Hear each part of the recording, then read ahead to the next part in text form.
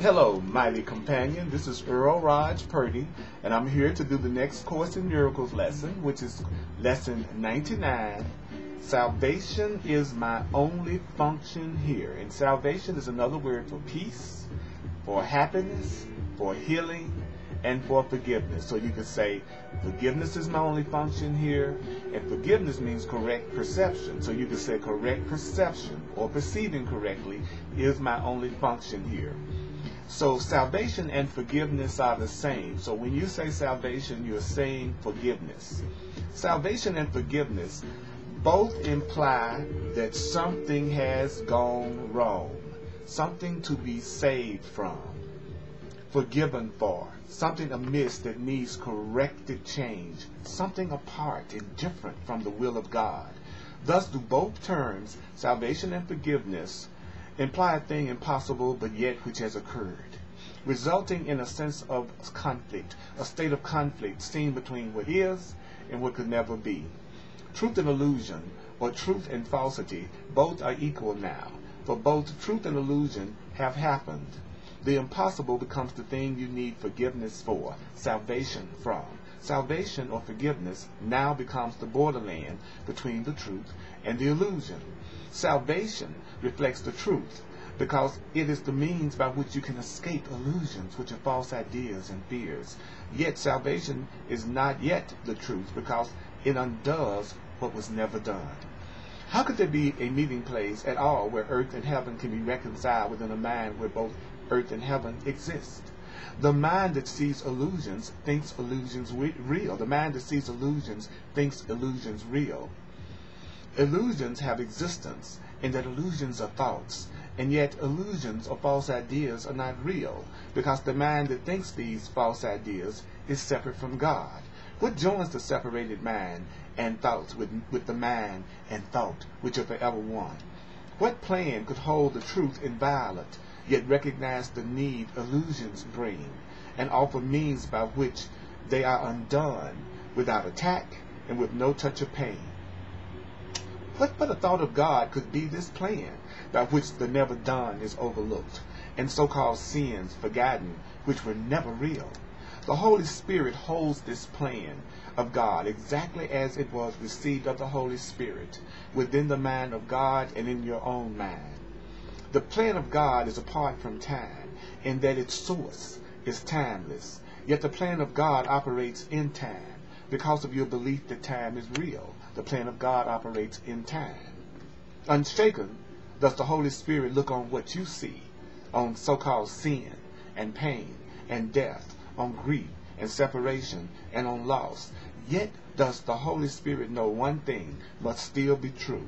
God is still love, and pain and fear is not God's will. This is the thought that brings illusions to the truth, which means sees illusions as appearances, behind which is the changeless and the sure. This is the thought that saves and that forgives, because it lays no faith in what is not created by the only source it knows. This is the thought whose function is to save by giving you its function as your own. Salvation, which is correct perception, is your function, with the one to whom the plan was given. Now are you entrusted with this plan, along with the Holy Spirit. The Holy Spirit has one answer to appearances, regardless of the appearance's form, their size, their depth, or any attribute the so-called appearance seems to have. Salvation, which is correct perception and healing and forgiveness, is my only function here. God still is love, and this, whatever it is that's upsetting me, is not God's will. You who will yet work miracles, which are correct perceptions, be sure you practice well the idea for today. Salvation is my only function here. Try to perceive the strength in what you say, for these are words in which your freedom lies. Your Father, your Creator, loves you. All the world of pain is not your Creator's will. Forgive yourself the thought that your Creator wanted any kind of pain or fear for you. Then let the thought of God, with which God has replaced all your mistakes, enter the darkened places of your mind, that thought the thoughts that never were God's will. This part belongs to God as does the rest. It does not think its solitary thoughts and make them real by hiding them from God. Let in the light, and you will look upon no obstacle to what God wills for you. Open your secrets to your Creator's kindly light, and see how bright this light, this truth, still shines in you. Practice the thought of God today, and let God's light seek out and lighten up all the dark and fearful spots, and shine through the dark and fearful spots in your mind to join them to the rest. Do you know it's God's will that your will be one with His? It is God's will that God has but one creation. It is God's will that God's one creation, God's child, is you. Think of these things in practicing today, and start the lesson that we learned today with this instruction in the way of truth. Start today. Salvation is my only function here. Salvation and forgiveness are the same. Salvation is my only function here. Salvation and forgiveness are the same. Then turn to the Holy Spirit within you, who shares your function here. And let the Holy Spirit within you teach you what you need to learn to lay all fear aside and know yourself as love, which has no opposite in you. Forgive all thoughts which will oppose the truth of your completion, unity, and peace. You cannot lose the gifts your Creator gave. You do not want to be another self. You have no function that is not of God. Forgive yourself, the one you think you made. Forgiveness and salvation are the same. Forgive what you have made and you are saved. There is a special message for today which has the power to remove all forms of doubt and fear forever from your mind. If you are tempted to believe doubts and fears true, remember that appearances cannot withstand the truth these mighty words contain. Salvation is my only function here. God still is love, and this fear or conflict, this is not God's will. Your only function tells you you are one. Remind yourself that you are one. Between the times, you give 5 minutes to be shared with the Holy Spirit, who shares God's plan with you.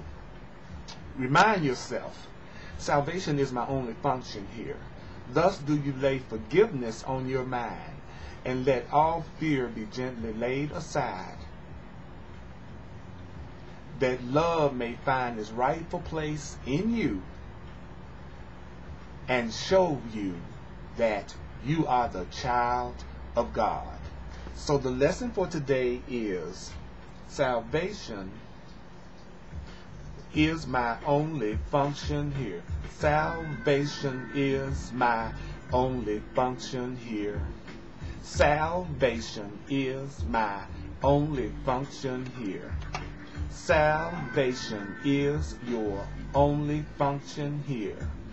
Salvation is my only function here. Now, salvation and forgiveness are the same, Salvation and forgiveness are the same. So we can say forgiveness is my only function here. Let's say it again. Forgiveness is my only function here. Say what? Forgiveness is my only function here. Now, forgiveness means correct perception. Forgiveness means true perception. So you could say, true perception is my only function here. True perception is my only function here, which is the same as saying perceiving correctly is my only function here. Let's say that. Perceiving correctly is my only function here. Perceiving correctly is your only function here. Perceiving correctly is your only function here. Perceiving correctly is my only function here. Perceiving correctly is your only function here. Perceiving correctly is my only function here.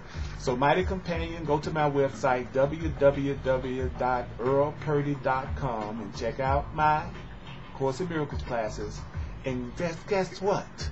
Let peace extend from my mind and my heart to yours.